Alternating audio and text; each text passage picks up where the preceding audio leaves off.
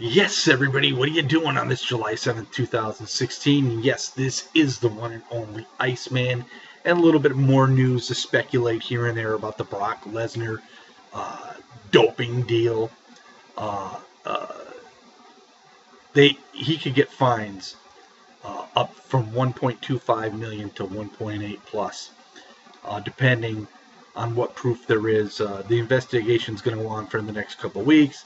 It was first sought after by the USDA, um, and now they're trying to say that it had something to do with his inhaler, buterol, which, you know, there is like steroid in the inhaler, but come on, guys.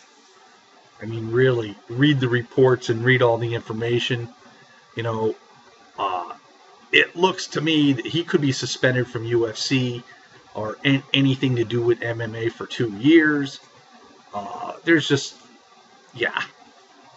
And now WWE is claiming, well, this wasn't under our watch. Well, how can it be not under your watch? Okay, first off, he's still under contract by the WWE. He hasn't been in the WWE doing anything since WrestleMania.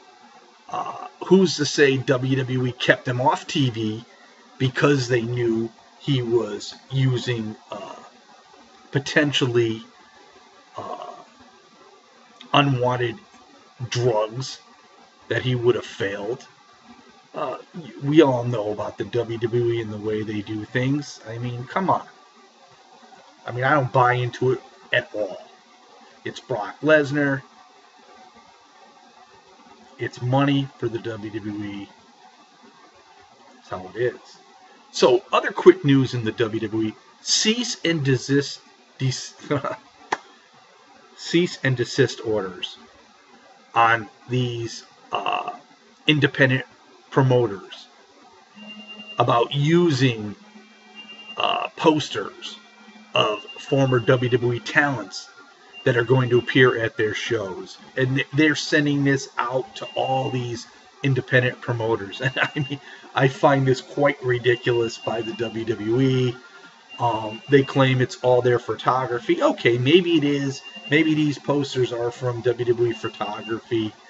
But if the guys are no longer within the WWE, what's the harm?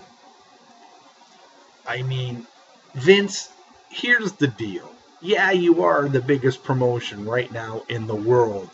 But at one time, when you were fighting for every last breath to stay afloat in the Monday Night Wars against WCW,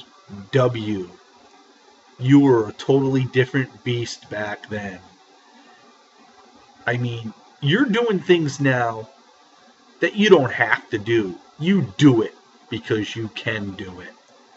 And sometimes I think in that unique, brilliant mind of yours, you just do things just to do it and just to piss people off. You've taken all great talent away from all the other promotions. Enough's enough, Vince. Enough's enough. Let it go.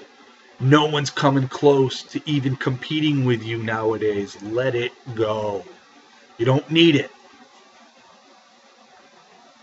The other story I want to talk about: AJ Styles. You're bigger now as a mid-carder in the WWE than really you've ever been in your career anywhere. Solely because when you were coming up through TNA, going through the X Division, you got that name Phenomenal because you were so great in the ring. You had phenomenal moves. You were very quick in the ring. You made yourself a name in TNA. You definitely did. To me, you were TNA coming up through the stages of TNA. The biggest mistake TNA made, in my eyes, is you didn't become world champion, TNA world champion more in TNA, because you did deserve it. I think you were their best talent. And what really messed things up throughout the years is TNA acquiring former WWE stars like Christian, Kurt Angle, then former WCW star Sting, Jeff Hardy from the WWE. And I think once TNA did that, they took away the focus on all these young guys that were coming up that were really making a name for themselves in TNA. And I think, AJ, you were not lost in that mix because you still were a big name there. But when you got that title, the TNA World title, back in 2009, I'm saying to myself, this is it. Now, finally, AJ Styles is going to get a nice run with this TNA World Heavyweight belt. And what happens? In comes Bishop, in comes Hogan. February, in comes Rob Van Dam. You lose the belt. And you lost it really unrespectfully. The way Rob Van Dam covered you without even, grabbing a hold of the leg.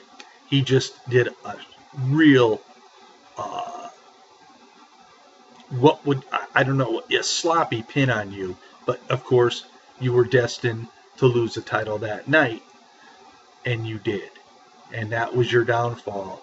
And I think that was your biggest downfall in TNA, was after you lost that title to Rob Van Dam and Hogan and Bischoff. Just, they brought ratings to TNA, but they also brought destruction for the future of TNA. And that is part of the reason why TNA is where it is today. So, AJ, you could have been big in TNA, but you weren't. You did have some great stints in Ring of Honor. You had some great stints in New Japan Pro Wrestling. Vince never wanted you. All this time along, he never wanted you.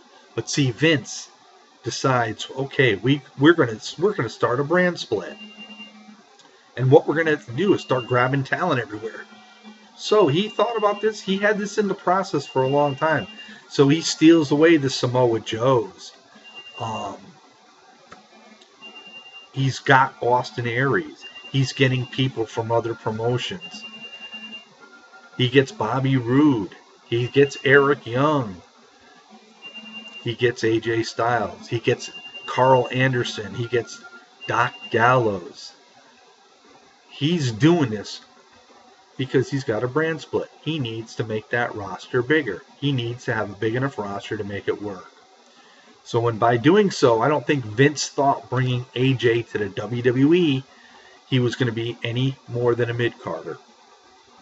But the now fans from the WWE universe that did not like AJ Styles in TNA, they didn't like him in Ring of Honor, they didn't like him in New Japan Pro Wrestling, he was a piece of crap. Now he's in the WWE, and all of a sudden the bandwagon jumpers come in. AJ's super popular. Look where he is today. I see AJ somewhere down the road going for the WWE World Heavyweight belt. And you mark my word, as long as he keeps selling merchandise and doing what he's doing, AJ will, sometime down this road, become WWE World Heavyweight Champion. So that's all I got for this Sunday night here on July 17th. 2016. Peace out, everybody. This is the Iceman. Only on the Iceman's Return YouTube channel. Have yourself a great night.